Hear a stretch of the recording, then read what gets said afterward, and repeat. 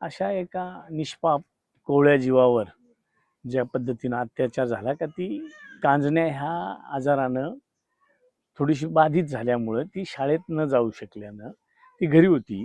तिच्या नातेवाईकांकडून जे कळालं ते का ती घरी होती. आई वडील त्या दिवशी आजारी असताना सुद्धा जेव्हा थांबू शकत नाही, कारण पोट चालवायचं म्हटलं, मुलांचं पोट चालवायचं म्हटलं तर त्यांना मजुरीशिवाय पर्याय नाही. आणि अशा अवस्थेत त्या नराधमाने जो काही प्रकार केला तो अतिशय गलिच्छ, अतिशय निंदनीय त्या ठिकाणी आहे.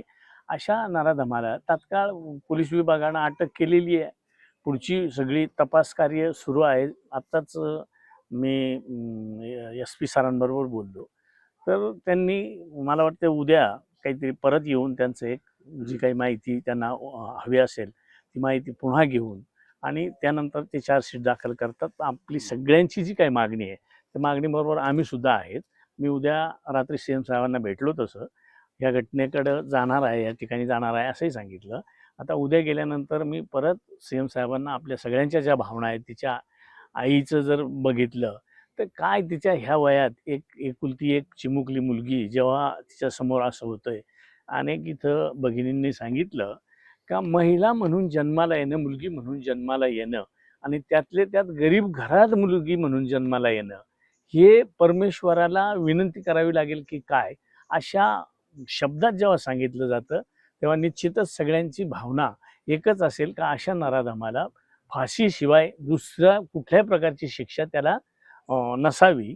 आणि त्या दृष्टीनं फास्ट ट्रॅकवर घेण्याच्या संदर्भातल्या सूचना तशा वरिष्ठांना दिलेल्या आहेत. त्या पद्धतीनं होईल.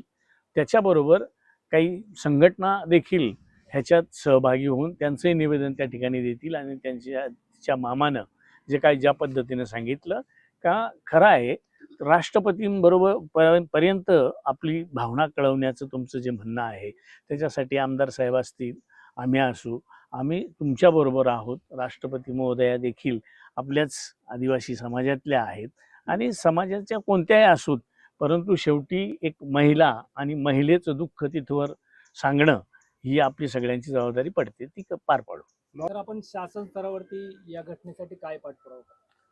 आता मी हे जे काही सांगितलं, पाठपुरावा म्हणजे मुख्यमंत्री महोदयांनी तसं आर्थिक जे काही देऊ केलंय ते द्यायला ते त्यांनी कबूल केलं म्हणजे देतीलच.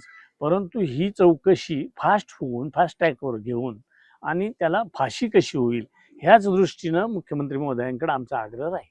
अशा प्रकारच्या घटना घडू नये आणि अशासाठी एकतर थोडंसं आपण सुद्धा गावागावांमध्ये प्रबोधनाची सुद्धा गरज आहे का बाबा एक भावनिक मुद्द्याला कुठंतरी त्याला का तुझी आई किंवा तुझी बहीण, तुझी मुलगी असं जर सांगत गेलं तर त्याची गरज आहे. दुसरं, सरकार म्हणून जे असा काही प्रकार करतात त्यांना फाशीशिवाय दुसरा पर्याय नाही का, जेणेकरून शेजारी समजलं जाईल का बाबा असं केल्यावर असं होतंय.